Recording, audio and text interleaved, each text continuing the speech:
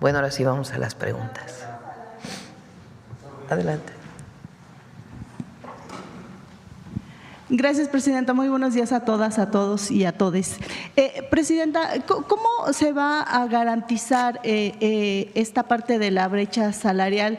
Porque de pronto en los trabajos se justifica diciendo que las mujeres, porque son madres y pudieran tener esta necesidad de salir en la búsqueda de sus hijos si ocurre un accidente, no son capaces de tener altos puestos, tampoco para viajar. Y entonces ahí es donde se van sumando estos situaciones, y eso justifica que no tengan un salario igual que un compañero en el mismo puesto de trabajo.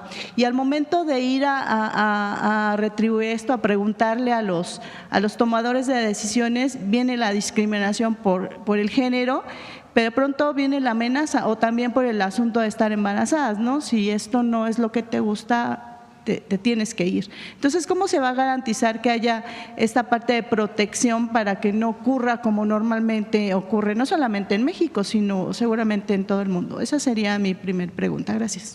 Hoy pueden acudir a las instancias de tribunales de la Secretaría del Trabajo para presentar su queja. Recuerden que ahora, a diferencia de las juntas de conciliación y arbitraje, hay, ¿cómo les llaman los tribunales de conciliación, no? Centros de conciliación, a ver si nos dice. ¿Juntas de conciliación? No, no se llaman juntas. A ver si nos dicen.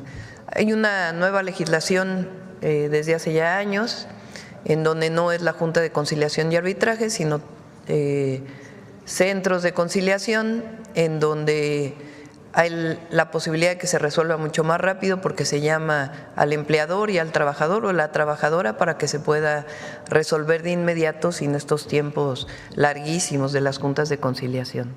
Entonces, ahí pueden ir a presentar su queja, pueden hablar a la Secretaría del Trabajo Federal o a las Secretarías del Trabajo estatales. Gracias, Presidenta. Y en otra pregunta, tuve la oportunidad de estar en la inauguración de un laboratorio, o de un equipo más bien, denominado T2MR en el Instituto Nacional de Ciencias, en el Instituto Nacional de Enfermedades Respiratorias, el INER, y en este laboratorio de microbiología en donde se encuentra este equipo es un hito, porque es el primer equipo que existe en México.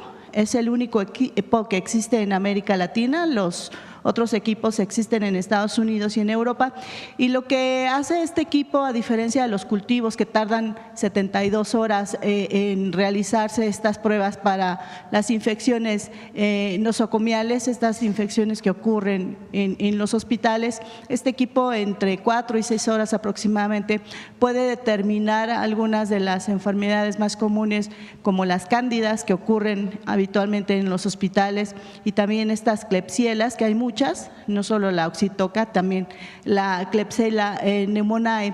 Entonces yo quisiera conocer, Presidenta, si están pensando en la posibilidad de que este equipo se replique en otros institutos o en algunas zonas importantes del país, porque nos decía el experto y también la directora general que de pronto sí se pueda poder tener colaboraciones entre otros institutos y hospitales, pero el problema es la tardanza, ¿no?, de que pudiera la muestra correr riesgos durante el traslado, o también la movilidad de un lugar a otro pudiera hacer que esto se tarde, y esto determina la gravedad del paciente y la imperiosa necesidad de recibir tan pronto sea posible en el resultado del tratamiento. ¿Qué hay al respecto, Presidenta? Si quieres, si gustas, le hacemos la consulta al doctor Kersenovich y a Alejandro Schwartz y a las distintas instituciones para conocer los programas de ampliación de este equipo que comentas. Gracias, Presidenta. Y finalmente preguntarle, la Organización Mundial de la Salud considera que tener salud, o la definición de salud, implica la ausencia de la enfermedad. Años después han determinado que abonarle como el tema de la salud mental, es decir, tener un equilibrio entre la mente, el cuerpo y el espíritu es importante. Entonces han hecho del concepto de la salud algo más robusto. En ese sentido, yo quisiera preguntarle, detenerme un poquito en el tema de la salud mental, preguntarle, Presidenta, si están pensando adicionar a la campaña de salud mental que se ha hecho durante el sexenio del expresidente Andrés Manuel López Obrador y que seguirá o sigue con ustedes, el de código suicidio, todas las secosamas que existen con atención gratuita para quienes viven con enfermedades mentales o adicciones.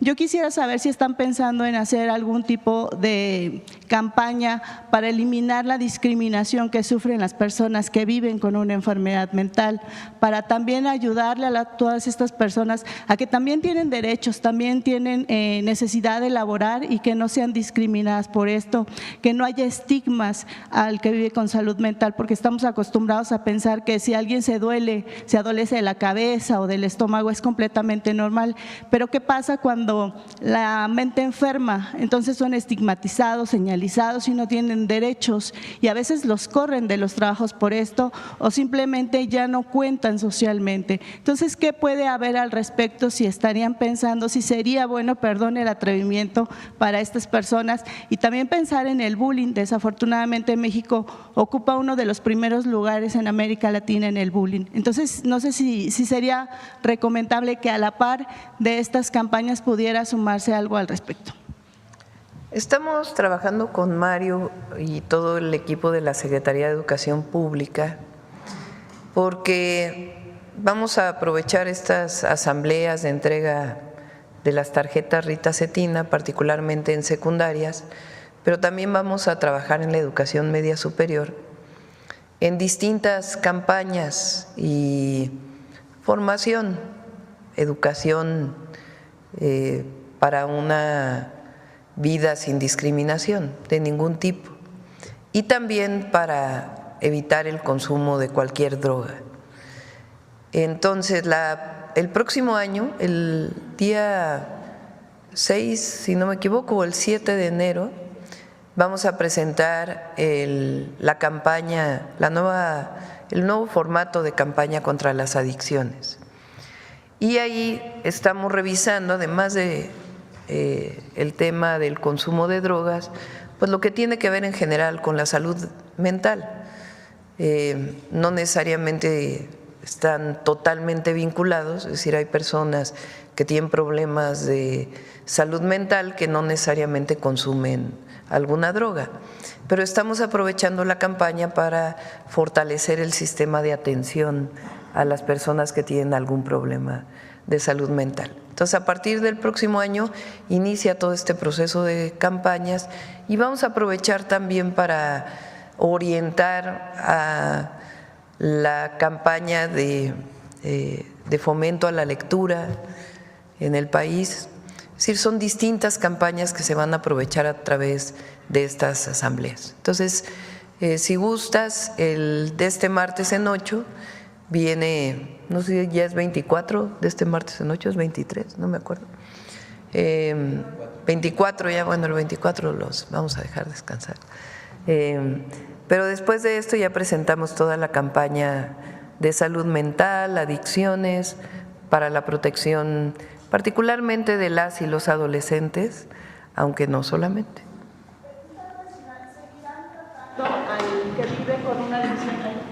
Seguirán tratando al que vive con una adicción como un enfermo y no en esta parte que antes se malintencionaba y se pensaba que el que vive con una adicción es igual a un delincuente y con el presidente Andrés Manuel López Obrador se hizo este cambio de paradigmas muy importante y se le dio el lugar que merece. El que vive con una adicción es un enfermo, no es un delincuente. Sí, así es, pero la orientación es al no consumo. Hay campañas que tienen que ver solo con la información de lo que produce una droga y nosotros coincidimos en que tiene que ser una orientación a que se viva sin drogas, que es lo que nos orienta a una vida feliz y no a una vida de dependencia o de incremento de adicciones, porque hay quien piensa que una droga no es tan dañina, pero se ha demostrado, y particularmente ahora en Estados Unidos, que la apertura de una droga te lleva a otras drogas. Eso que en algún momento se pensaba que no era así, hoy está demostrado que sí es. Entonces la orientación de la campaña es a no consumir. Por acá. Gracias, presidente. Arturo Páramo, Grupo Imagen. Un comentario, por favor, acerca de cómo hay 36 personas aspirantes a participar en este proceso de selección para definir quiénes participarán en la elección al Poder Judicial. Hay al menos 36 que se inscribieron tanto en las listas que se dieron a conocer por parte del Comité del Poder Ejecutivo y también en las listas que elaboró el Poder Judicial. ¿Es válido esto? Usted nos comentaba hace unos días que iba a esperar a este momento para poder dar una opinión acerca de esta gente que está buscando en las dos listas. Y también un comentario si nos puede hacer acerca de cómo el Poder Legislativo pues no ha dado a conocer todavía sus listas.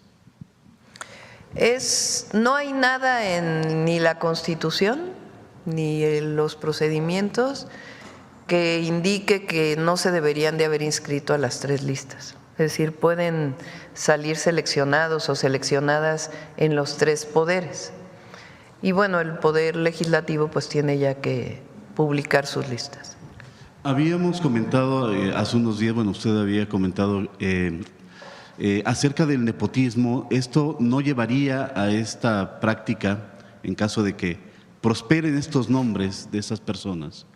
¿No se caería en esa práctica que se quiere desterrar del Poder Judicial? Digamos que hay algo distinto si la persona participa en una elección a que si es nombrada por la supuesta carrera judicial. De todas maneras, mi opinión personal es que no deben participar familiares. Pero bueno, la selección depende de estas tres comisiones, la del Legislativo, la del Ejecutivo y la del Judicial.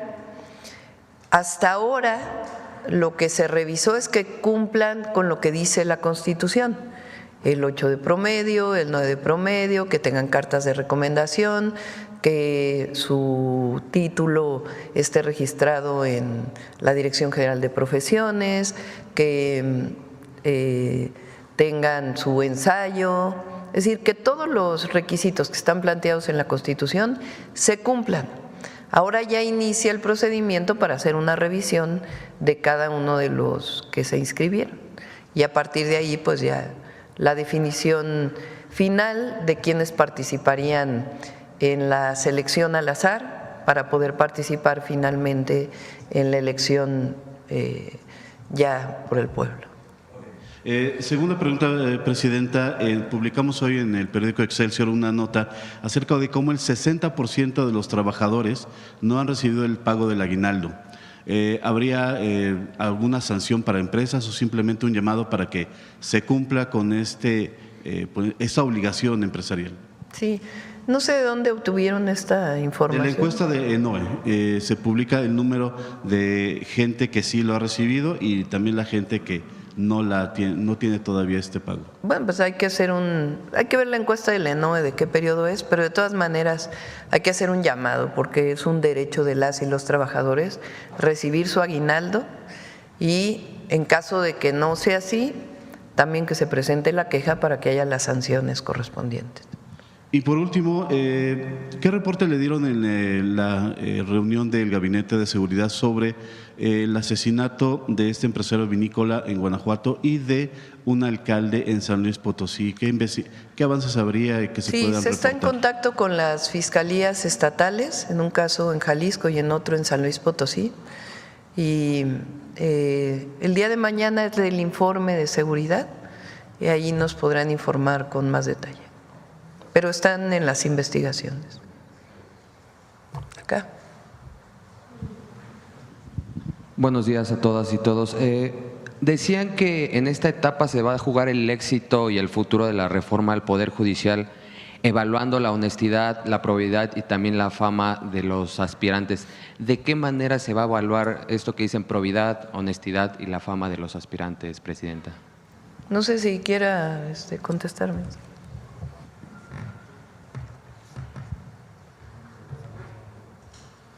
Y a diferencia de los otros comités, en el Comité del Poder Ejecutivo dejamos un espacio abierto para poder valorar con mucha sensibilidad cada una de las personas. Esta no puede ser una elección en el comité meramente tecnocrática, como es el modelo que ha venido dominando el Poder Judicial en México. Tiene que ser un trabajo de mucho cuidado para analizar las trayectorias, la fama pública, lo que podamos saber de las personas en cuanto a su honestidad, después en la entrevista su capacidad, de tal suerte que es una labor muy cuidadosa, que no está arreglada, porque haberla arreglado hubiera limitado y a veces esos sistemas hacen que llegue quien no debe llegar. Ser un buen juez no basta saber derecho. Ser un buen juez es antes que nada ser una buena persona, ser una gente sensible, una gente que tenga empatía con el pueblo y que tenga empatía con la justicia. Ese es el gran compromiso que tenemos. ¿Cómo iremos arribando a esto? Con el diálogo, con el análisis de todos quienes integramos el comité para llegar a los mejores perfiles. Y así como ha sido hasta ahora, estaremos sujetos al juicio de la gente, de la opinión pública, y estoy seguro que daremos buenos resultados. Gracias. Gracias, Presidenta. Gracias. Presidenta, después del recorrido de ayer, este fin de semana del Tren Maya, ¿qué conclusiones saca sobre este proyecto? ¿Cuáles son los avances que se tiene? A ver si me ponen el planito de… A ver, préstame.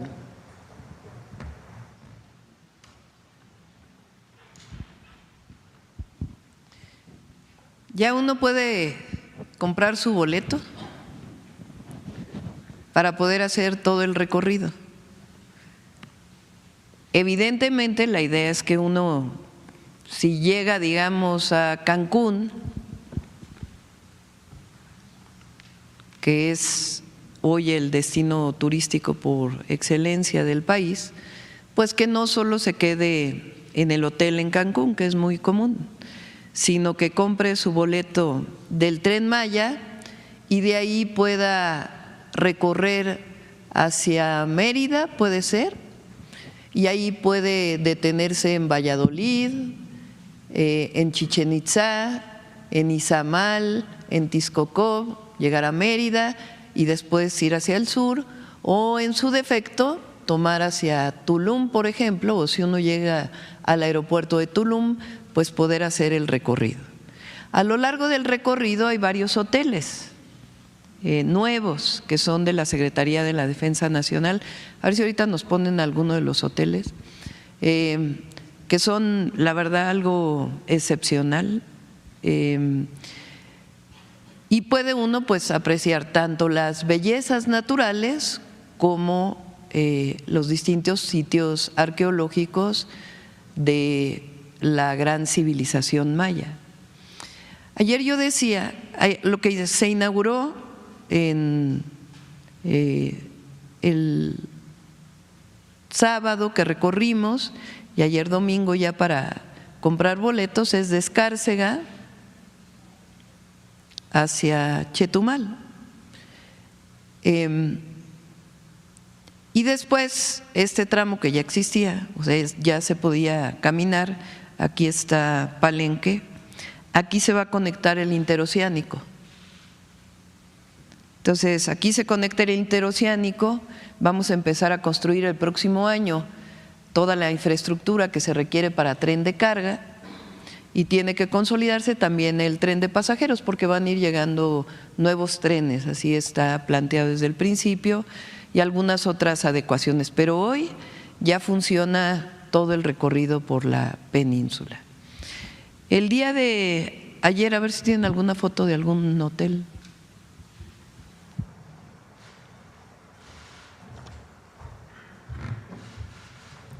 Además, en cada sitio arqueológico, con el proyecto Promesa, además de la restauración, tienen centros de atención a visitantes.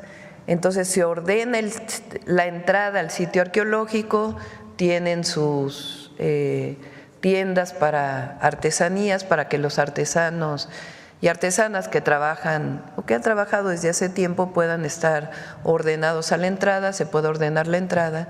Entonces realmente es algo excepcional, es todo un corredor, no solamente es el propio tren. Yo ayer decía que el Tren Maya pues es uno de los grandes legados del presidente Andrés Manuel López Obrador y tiene muchos significados. El primer significado es el reconocimiento de la cultura maya. Esta idea de que llegaron los españoles y trajeron la civilización, pues es totalmente errónea y equivocada, y lo único que lleva es a dar permanencia a la discriminación que llegó con la colonia. La civilización maya, la cultura maya, la nación maya es una de las más extraordinarias culturas de todo el mundo. Su conocimiento de las matemáticas, de la astronomía, de la arquitectura y la visión que tenían tanto de la terrenal, digamos, como de sus dioses, pues hacen una conjunción excepcional. Y eso es lo que se muestra a los mexicanos y a las mexicanas y al mundo entero. Por eso yo decía que además de de que se muestra la riqueza cultural de México, que somos potencia cultural, se vincula con los mayas y las mayas o con la cultura maya de hoy. Porque esta idea de que desaparecieron los mayas es falsa. Los mayas siguen en la península. Ahí están y están resistiendo y resistieron todo en contra de quererlos aniquilar. Porfirio Díaz, tuve oportunidad de ver una obra del Teatro Campesino que tiene muchos años en Valladolid, que habla de la guerra de castas y cómo termina la obra, que es un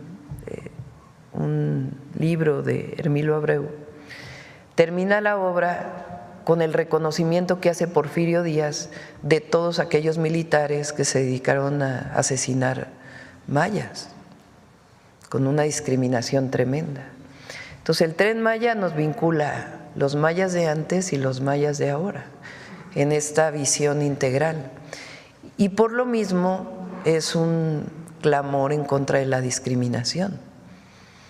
Y además, con el Tren Maya se decretaron más de 1 millón de hectáreas de áreas naturales protegidas, muestra la ingeniería mexicana y muestra el trabajo de las y los trabajadores de la construcción en México, que son únicos en el mundo. Ningún lugar del mundo se hizo una obra de este tamaño en 4 años, porque son 4 años realmente. Los primeros 2 años en realidad llegó la pandemia y estuvieron en la planeación. Entonces es un gran símbolo el Tren Maya de la Cuarta Transformación y de la riqueza natural, cultural y de esta transformación que está viviendo nuestro país. Y además esta idea de que el Tren Maya está vacío es falso. Va muchísima gente. Nos quedamos el primer día en el hotel de Chichén Itzá. Todavía no se abría formalmente y ya había huéspedes, porque anunciamos en la mañanera que se iba a abrir. Entonces es realmente una obra extraordinaria. Fíjense, ese es uno de los hoteles. Hay unos que tienen una visión de lejos, a ver si… Vamos a pedir, en enero vamos a invitar, miren nada más.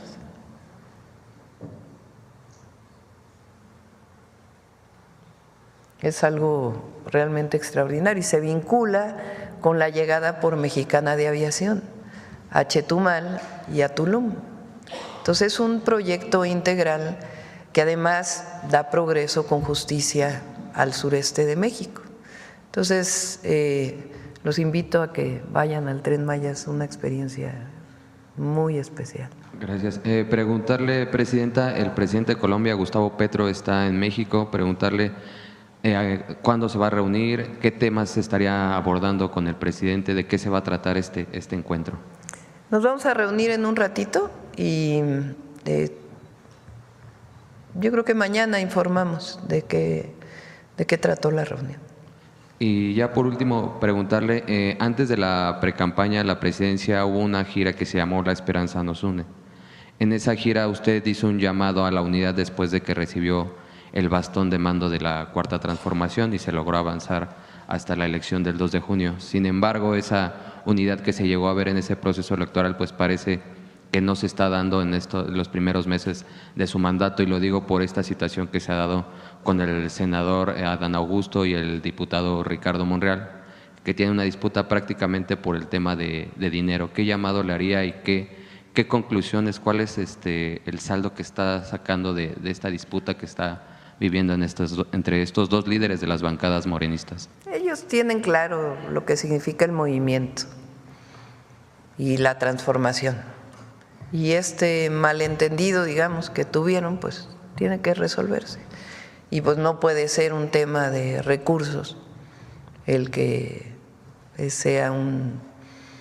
lleve a una discusión. Entonces, pero se va a resolver, hay unidad en el movimiento.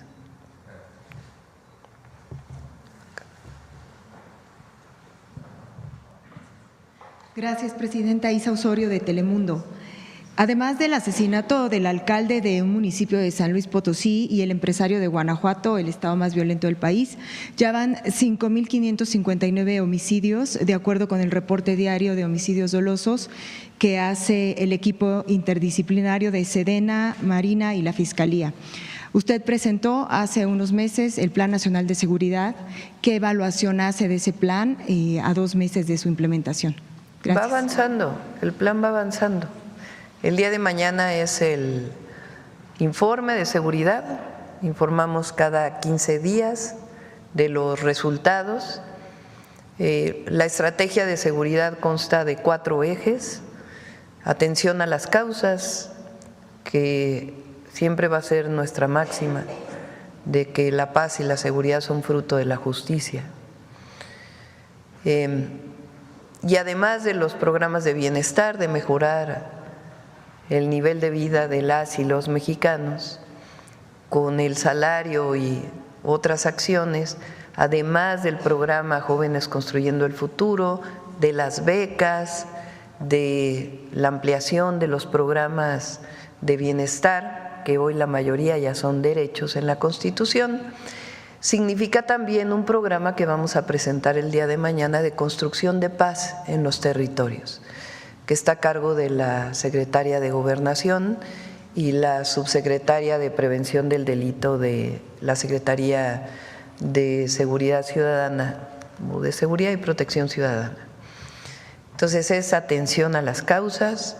El segundo es más y mejor Guardia Nacional, el fortalecimiento de la Guardia Nacional, y pedimos recientemente en los estados que asuman esta estrategia para que a su vez consoliden a las policías estatales con mejores salarios, mejores condiciones de trabajo y al mismo tiempo la capacitación, formación, y que no haya este vínculo que todavía queda en algunos lugares de delincuencia y seguridad en las policías estatales. Y después entraríamos a las municipales. Después viene la inteligencia y la investigación. Ya se aprobó la constitucionalidad de la reforma al 21 constitucional y vamos a presentar en enero la ley del sistema de seguridad pública, del sistema de inteligencia e investigación para la seguridad pública, y también algunas modificaciones a la ley de seguridad. Y además estamos fortaleciendo pues todas las capacidades de inteligencia y investigación del Estado mexicano para la seguridad pública. Y finalmente la coordinación, que estamos trabajando en ello. Ya se han dado resultados en algunos lugares y vamos a seguir dando resultados en la atención a las causas y en disminuir la impunidad en México, que ese es el objetivo. Entonces, vamos a seguir trabajando. He dicho que no es un asunto de un día, pero que si lo hacemos con constancia, mucha honestidad y coordinación permanente, van a haber resultados en la disminución de los delitos. ¿Quién más?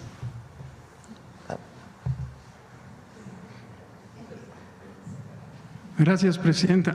Jesús Pérez, de Revolución 3.0. Me gustaría insistir en el tema de la disputa pública que la semana pasada hubo entre el Senado y los diputados, porque mientras el senador Adán Augusto López acusa que es un tema de reducción porque se terminó con negocios añejos y incluso de proveedores transeccionales, algunos relacionados con Emilio Gamboa y otras personalidades, en respuesta el diputado Monreal asegura que solo son infundios, afirmaciones falsas y que solo es un tema de austeridad. Me gustaría conocer cuál es su posición, si es un tema de combatir la corrupción o solo es austeridad. Pues tendrán que explicar ellos, pero a ver, hacer de esto ahora es la noticia de 8 columnas, pues digo la verdad, se va a resolver y si tienen algo que denunciar, pues que se denuncie. Ahí las vías no necesitan que sea un asunto público y yo sé que los dos son compañeros que saben que lo más importante es el movimiento de transformación. Y todos los diputados y diputadas, senadores, senadoras, pues ya vienen las fiestas, hay que ir a sus territorios a informar del trabajo que realizaron, es muy importante. El trabajo más importante de los legisladores y las legisladoras es regresar a su territorio. La gente siempre pregunta dónde quedó el diputado, la diputada, el presidente municipal, la presidenta de la República que vino a pedir el voto, cuándo regresa para poder informar de qué es lo que se ha hecho. Entonces es muy importante que ahora que terminen este periodo, vayan a sus territorios, informen, descansen unos días, porque realmente fue un periodo muy productivo y eso es lo que hay que poner en alto. Son reformas constitucionales, estas reformas que estamos presentando hoy para fortalecer el derecho de las mujeres a una vida libre de violencia, a tener un salario justo, pues eso es lo que hay que estar informando en los territorios. Entonces, no hay por qué hacer más asunto de esto y si encontraron alguna irregularidad, pues que se presente en las instancias correspondientes. Pasando a uno de los temas de la conferencia, presidenta, de los 228 personas de la lista que entregó el Comité de Evaluación del Poder Ejecutivo, hay perfiles distintos de la vida pública como María Estela Ríos, Bernardo Batis, Jaime Cárdenas, pero también por el otro lado está la exprocuradora calderonista Marisela Morales, el exsenador panista Roberto Gil Suart, el fiscal de Puebla que acaba de entregar su renuncia para participar en el proceso, Gilberto Higuera Bernal, que fue subprocurador de Vicente Fox. De toda esta lista que me imagino ya pudo ver, ¿qué opinión le merecen estos perfiles? Y aprovechando este tema y la presencia del ministro Arturo Saldívar, hablando de buena fama, probidad y honestidad, si está listo, como lo informaron la semana pasada, para enfrentar un juicio político en el Poder Legislativo. ¿Juicio político? ¿Contra quién? Contra el exministro Arturo Saldívar, como lo anunció, bueno, así dijo el diputado Hugo Eric Flores, que está en la lista, larga lista, con Alito Moreno y otras personalidades.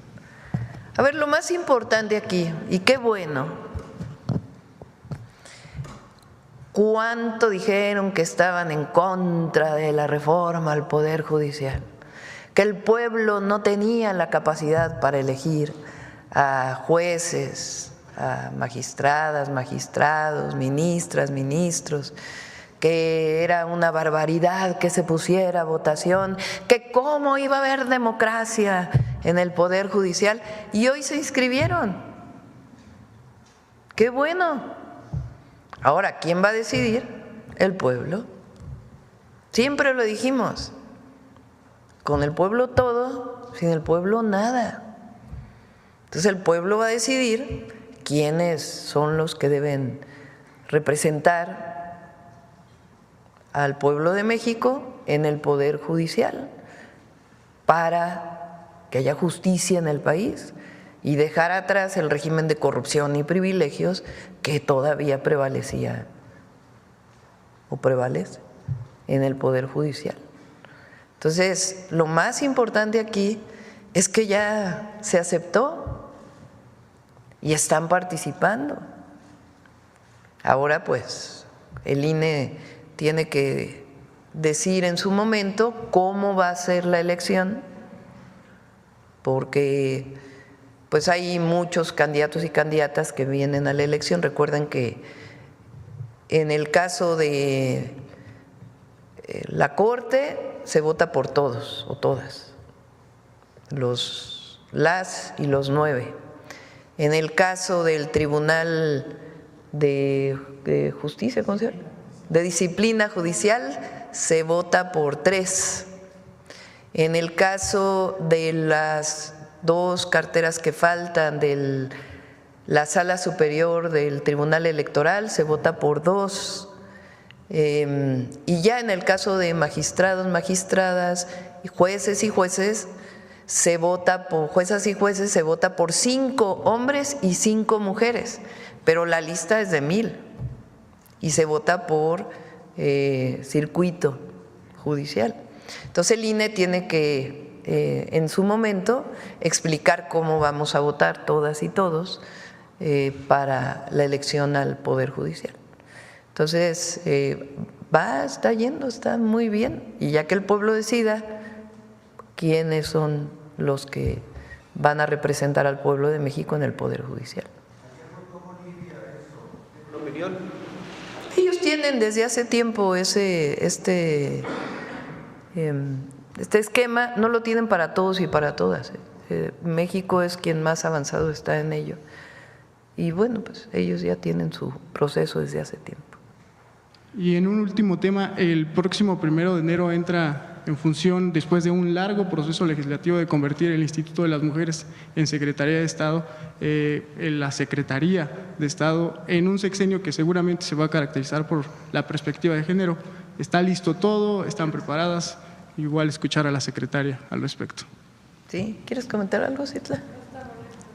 Está lista, Citla. Es un buen equipo el que se está conformando en la Secretaría de las Mujeres, obviamente coordinado por Citlali, que es una compañera de primera y además que conoce el tema y tiene mucho reconocimiento de distintos grupos de mujeres, de feministas también en el país. Y vamos a iniciar el próximo año con la cartilla de derechos de las mujeres. Entonces ya lo vamos a presentar para que se muestre esta cartilla que todas las mujeres tienen que tener ya. Esto está en la Constitución, esto está en la ley, ¿cómo hacemos para que estos derechos sean válidos? Que todas las mujeres sepan cuáles son sus derechos y que sepan cómo validarlos y construir redes solidarias a lo largo de todo el país. Adelante. Gracias, Presidenta. Buenos días, Rocío Jardines, de W Radio y Teleurban. Presidenta, nos comenta esto que está ocurriendo con los coordinadores de la bancada de Morena en las 2 cámaras. Sin embargo, pues se están sumando otras voces, han salido pues a tratar como de tomar partido, algunos ya llamando al respeto, y también hubo un llamado incluso de Alfonso Ramírez Cuellar, vicecoordinador de Morena, que está planteando una reforma al Congreso precisamente para que exista fortalecer la fiscalización de los fondos, dice él. Sin embargo, ¿usted considera que realmente se necesite eso o que realmente a lo mejor usted necesite hacer un llamado a que también haya esta cabeza fría que se necesita en las cámaras? Pueblo, pueblo, pueblo, que nunca se les olvide quién los eligió. Nunca. Su responsabilidad es con el pueblo, no con los otros diputados o diputadas. Por eso mi llamado a nuestros compañeros del movimiento es: regresen a sus territorios, no permanezcan tanto tiempo ahí en en la Cámara. Digo, tienen la función de legislar, pero váyanse al territorio. Ahí van a escuchar realmente las necesidades del pueblo. Y vayan a informar. Fíjense, 18 reformas constitucionales, leyes en un periodo de 2 meses y medio. Entonces hay que ir a informar a la gente, que se conozca qué fue lo que se legisló, que el pueblo esté cerca de sus diputados, diputadas, que ellos estén cerca del pueblo. Eso es lo más importante. Así no, decía cuando estaba en la Secretaría de Medio Ambiente y me tocó también coordinar la construcción del segundo piso, ya ven que está este dicho que dice, se sube en un ladrillo y se marea. Hay que estar siempre a ras de suelo para nunca marearse. Pero decía un policía que era el jefe de tránsito, fue el jefe de tránsito muchísimos años, y cuando nos quedamos noches enteras ahí en la construcción del segundo piso, pues platicábamos mucho con mucha gente y él estaba a cargo de desviar el tránsito y demás. Y me dijo un día, no, doctora, no se suben a un ladrillo, se suben al papel de su nombramiento y se marean. Entonces no hay que marearse, hay que estar a ras de suelo, siempre. Y lo más importante es estar cerca de la gente, siempre. No hace falta reforma en el Congreso, presidente. Pues ya que ellos lo decidan, pues, pero realmente lo importante aquí son las reformas que pasaron, informarle a la gente, regresar a su territorio. Algunos vienen de listas plurinominales, pero también pertenecen a un territorio. Entonces regresen a informar, a trabajar, a escuchar a la gente, cuáles son las preocupaciones, las necesidades, y así pues se van a liberar de cualquier mal pensamiento. Gracias, presidenta. También saber su opinión y saber si usted tiene información.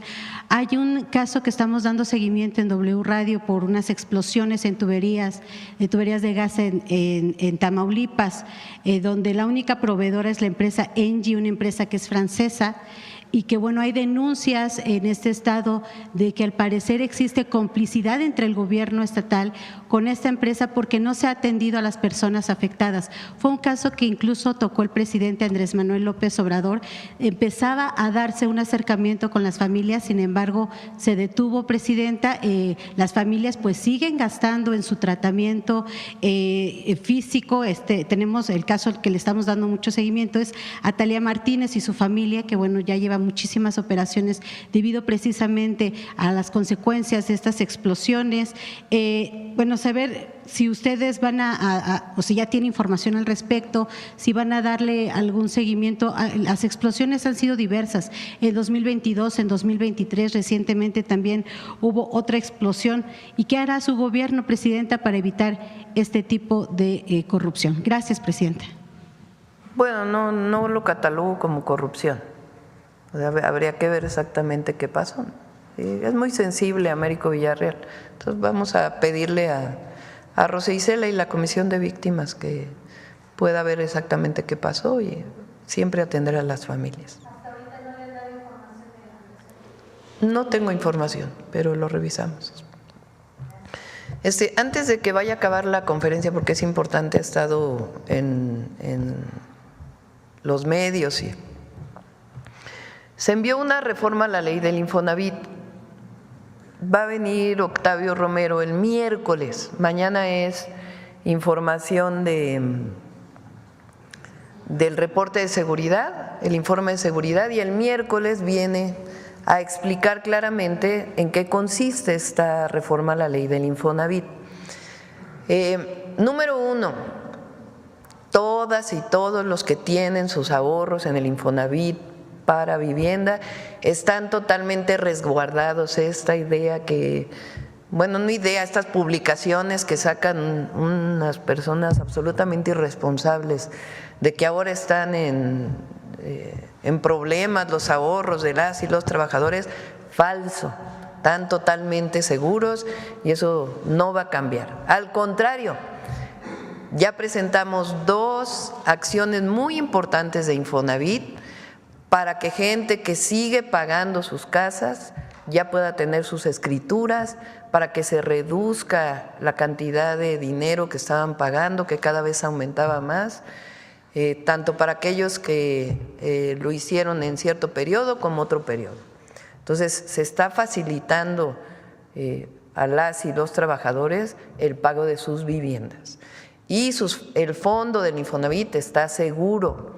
Quien sigue, porque también dijeron que ahora ya Hacienda no iba a garantizar ese fondo, sigue garantizándolo, está en la ley, eso no tiene ningún problema. Hoy lo revisa la Comisión Bancaria y de Valores y Hacienda va a decir exactamente cuáles son las normas y se va a cuidar todo, porque como dan préstamos, pues tienen que tener todas las reglas que tienen los bancos. Entonces, esas normas las define Hacienda. ¿Qué es lo que se está haciendo? Equiparando su estructura orgánica a la del Instituto Mexicano del Seguro Social, que también es un organismo tripartita. El Consejo del Infonavit sigue siendo tripartita, donde participan la patronal o los empleadores, las y los trabajadores a través de su representación sindical y el gobierno. Sin embargo, en el esquema como funcionaba el Infonavit había direcciones al mismo nivel del director general de sindicatos y representaciones de empleadores. Y ahora se está equiparando al Instituto Mexicano del Seguro Social. Las razones de por qué se está haciendo esto es para la propia gobernabilidad. Ahora le llaman gobernanza muy pomposamente a la gobernabilidad de una institución. Y se fortalece la conducción, pero las decisiones las siguen tomando los 3 sectores en el Consejo. Y también va a presentar el miércoles algunos casos del pasado de corrupciones que hubo en su momento en el Infonavit, producto de esta estructura.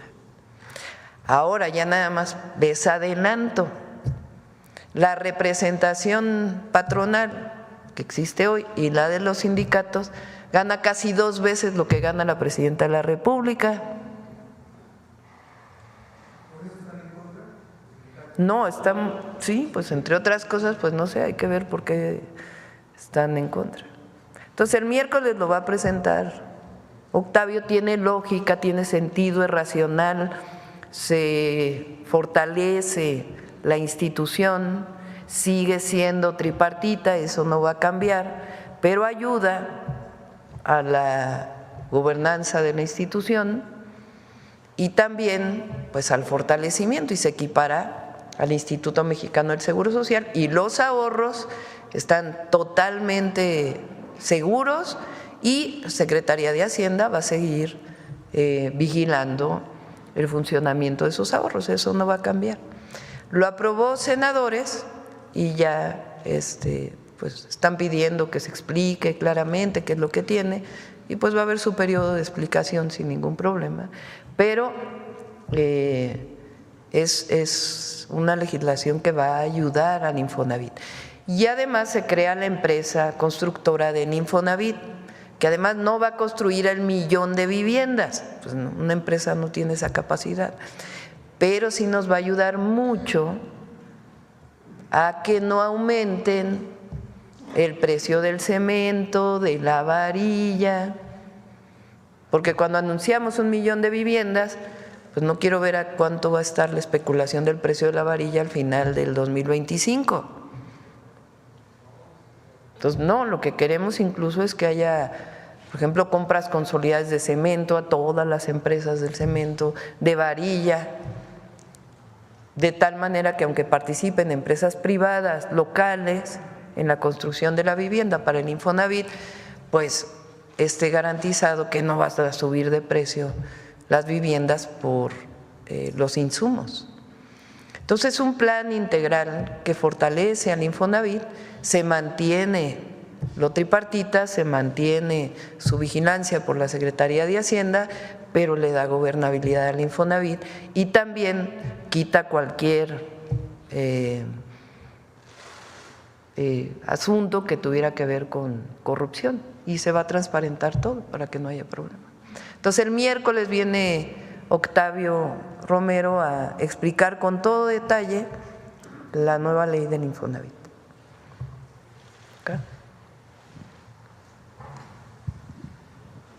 Buenos días, Presidenta. Jonathan Lozada, Máxima FM de Chiapas. Y regresando un poquito al tema de la gira del fin de semana en Chiapas, en Quintana Roo y en Yucatán.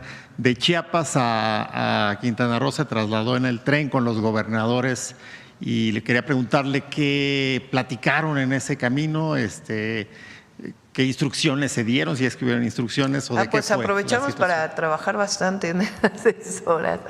Estuvieron presentes varios compañeros del gabinete y también los gobernadores, las empresas constructoras, y aprovechamos para… Cada 15 días le damos seguimiento al Tren Maya, ahí donde se quedó la construcción con el presidente López Obrador. Cada 15 días nos hemos reunido para darle seguimiento, pero ahí aprovechamos para darle seguimiento también a las obras. Estas empresas tienen polos de bienestar en el tren interoceánico, entonces estuvimos platicando de cómo va el puerto de Salina Cruz y el de Coatzacoalcos, que también ellos lo tienen asignado, y hablamos también con los gobernadores de, pues nos queda, por ejemplo, pendiente la reunión con el equipo de Mara Lezama en Quintana Roo, ahí ya acordamos las obras estratégicas, hablamos con Javier May ya nos habíamos reunido con él, pero tenemos un proyecto conjunto de vivienda, ahí hay una parte de vivienda rural y también de apoyo para la producción de ganado con crédito a la palabra y algunos otros temas importantes. Ahí va a haber una carretera que vamos a hacer de Campeche a Tabasco. Hablamos también con Eduardo Ramírez, que lo habíamos visto en Chiapas, pero todavía estaba Rutilio, entonces no habíamos tenido oportunidad de hablar de los proyectos estratégicos. Él quiere hacer pues esta carretera que tiene muchísimos años buscando que se haga, y él pues ya ha llegado a acuerdos con las comunidades que atraviesa el estado. En fin, otros proyectos importantes. Entonces, aprovechamos las 6 horas ahí para trabajar. Gracias, Presidenta. Y con respecto a eso, bueno, el viaje, la visita, pues estuvo llena de símbolos, de celebración, de fiestas, símbolos por lo que mencionó, celebración por lo que implica desarrollo, restitución de derechos, respeto a la naturaleza. Y a manera de reflexión comento esto: hacia el año 700 después de Cristo ocurrió una catástrofe. Muchos sitios arqueológicos en el área maya fueron abandonados debido a un cambio climático global, a la deforestación, a la alta sobrepoblación y a conflictos sociales y políticos en medio de una gran sequía. Lo comento a manera de reflexión porque de alguna manera la historia se repite y hay elementos que coinciden mucho con lo que vivimos actualmente. Entre estas ciudades abandonadas está Palenque, patrimonio de la humanidad por la UNESCO, y que hoy tiene pues un nuevo florecimiento, lo vemos de esa manera. El Tren Maya, de hecho, y la construcción del Parque Ecoturístico La Selva, pues son ejemplos de que las comunidades pues no se encuentran olvidadas. La historia en ese sentido nos da la oportunidad de ver al pasado como un laboratorio donde podemos analizar, comprender e incluso encauzar el devenir histórico hacia nuevos horizontes más amigables con el medio ambiente, por ejemplo. La naturaleza, considero, no es algo ajeno a la cultura, va de la mano y se interconecta con ella. Me pregunto en este sentido, a propósito del Parque de la Ceiba, ¿cuántas historias y generaciones de hombres y mujeres e infancias vieron pasar y caminar las ceibas en el área maya? Vale la pena mencionar, por ejemplo, que la ceiba, este árbol sagrado de la cultura maya, árbol de la vida, alcanza a vivir hasta 500 años aproximadamente.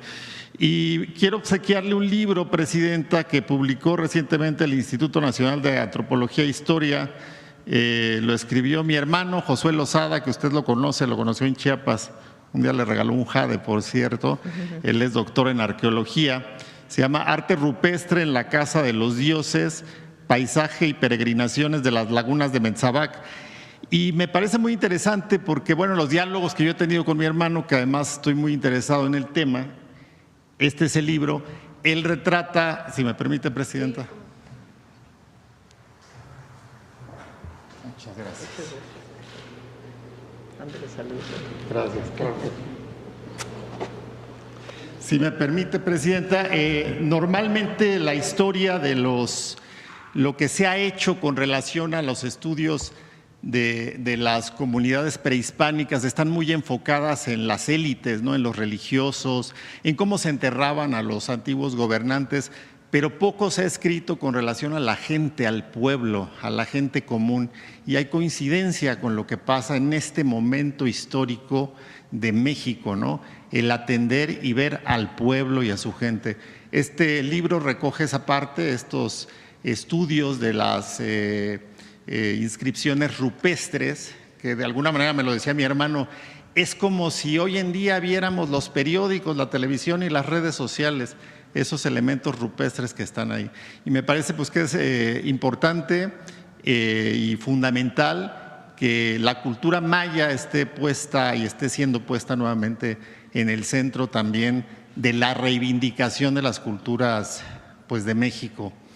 Y preguntarle en este sentido, con relación a las repatriaciones, que fueron muchas las que se hicieron en el sexenio anterior y que se continúan haciendo, tengo entendido, ¿cómo continúa la política pública en función de estos pues, elementos mexicanos, prehispánicos, que están fuera del país? ¿Seguirán trayéndose alguna? Vamos a continuar. Justo hablábamos con Diego Prieto, hoy director del INAH, de qué área se va a dedicar justamente a esto. Estamos planteando que el próximo año es muy importante, Primero, esta idea de que las culturas, las civilizaciones son de antes y que por alguna razón se abandonaron todos los sitios arqueológicos y que ahora ya no hay, o sea, solo es el pasado, pues es falsa. Por supuesto que la llegada de los españoles, y repito, por eso el perdón, lo que trajo pues fue mucha muerte, violenta la mayoría, y la otra, aunque fue también violenta, por muchas enfermedades que no se conocían en el continente americano, o lo que después llamamos el continente americano, y que lo trajeron desde Europa. Entonces la muerte de la población en lo que hoy llamamos México, pues fue tremenda, violenta y por enfermedades. Pero la cultura maya, la cultura mexica, la tenemos hoy. Por eso hablamos de años de resistencia, 500 años de resistencia. Entonces, sí hay una ruptura provocada por esta invasión violenta, pero eso no quiere decir que haya terminado. Sin la cultura maya de hoy nunca se hubiera podido describir la escritura maya. Es una historia muy importante de cómo participaron los mayas de hoy, porque ellos hablan maya. Entonces, y de todas las culturas y pueblos indígenas o pueblos originarios de nuestro país. Entonces, no es solo lo de antes, sino lo de hoy. Eso en primer lugar. En segundo lugar, justamente para poder fortalecer el segundo constitucional, que lo que dice es los pueblos originarios tienen derechos, porque son las culturas originarias y tienen derechos sobre la tierra. Ahí en el libro del presidente, y es, supongo, por lo que platicó aquí en las mañaneras, porque no he vuelto a hablar con él, una de las partes importantes de lo que está escribiendo, y viene ahí en su libro Gracias, es que la tierra era comunal, que es algo muy especial, y muchos de los territorios, bueno, en la Ciudad de México, la urbe más grande de nuestro país, el sur tiene tierras comunales. El ejido más grande la comunidad, más grande de la Ciudad de México es Topilejo, que es un pueblo originario, son 10,000 hectáreas. Todo Oaxaca prácticamente es tierra comunal. Xochimilco hay principalmente ejidos, aunque hay una parte, Milpalta, ahí está Carlos, tiene tierra comunal. Entonces, todo eso viene de nuestra historia. Entonces, por eso yo digo el Tren Maya es este vínculo, es Kukulcán caminando por la selva, vinculando los mayas de antes y los mayas de ahora. Pero nosotros tenemos también una obligación, que es las culturas de hoy. Entonces, no solamente sus derechos del segundo constitucional, sino también cómo recuperamos, potenciamos y fortalecemos las lenguas, los textiles y todo lo que está alrededor de los pueblos, devolver tierras, sus derechos de agua. Entonces, a todo eso nos vamos a dedicar también ahora. Y para eso queremos juntar en una sola institución lo que hoy está dividido, FONART, culturas populares, lenguas indígenas, que sea parte de una sola institución, así como el INAH se dedica al estudio previo, también pues que haya una institución que se dedique a la recuperación cultural o el rescate cultural o la vivencia cultural para todos los mexicanos y mexicanas de los pueblos originarios de hoy. Entonces, eso es lo segundo. Y lo tercero es la recuperación, seguir recuperando todas las piezas que están en muchos países del mundo. Ojalá España entrara a esto, ¿verdad? De regresar a México, pues muchas de las piezas que en algún momento se llevaron. Entonces, por eso digo que el Tren Maya pues es un simbolismo de todo esto, en particular para los mayas. El gobernador Eduardo Ramírez anunció justamente en este evento que, como lo mencionaba usted, ya son 28, 29 comunidades con las que ha dialogado para la construcción de esta carretera Palenque Ocosingo-San Cristóbal. Y es parte del segundo constitucional. Quería preguntarle también con relación a los demás estados del sureste, ahora anunciaba usted la posibilidad de una vía más. ¿Qué dicen los gobernadores al respecto, el reporte que le han dado de estas pláticas con comunidades indígenas? Bueno, ahora es obligatorio. Sí. Esta carretera de Palenque a San Cristóbal, pues tiene muchos años queriéndose hacer, pero pues tienen que participar las comunidades. Y Eduardo, el gobernador, lo que ha planteado es que no solo participen con su asamblea diciendo sí, sí estoy de acuerdo, sino que participen en la administración de la carretera. Esa es, digamos, la novedad. No sé si ya dije algo que Eduardo no había dicho, pero en eso estamos trabajando para que pueda desarrollarse la carretera y depende pues de las comunidades, de que en efecto estén de acuerdo en que la carretera se lleve a cabo. y él pues tiene mucho conocimiento de su estado y ya ha ido avanzando en muchas asambleas que tienen que aprobarlo y al mismo tiempo quiere hacer una consulta indígena y popular para poder conocer qué es lo que piensan las y los chiapanecos y particularmente quienes viven en este recorrido de la carretera. Bueno, ya cerramos porque ya son 9:20. A las 10, Jenny.